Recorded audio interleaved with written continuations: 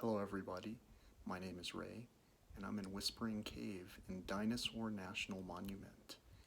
It's extremely quiet in here, and I'm kind of wanting to just nod back over my head to tell you this first thing, which is there's a constant breeze coming through this beautifully shaded space. Check this out.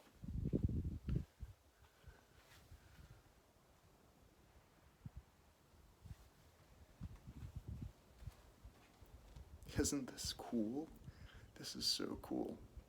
So I spent a little bit of time in here praying or meditating, and I hear another car approaching.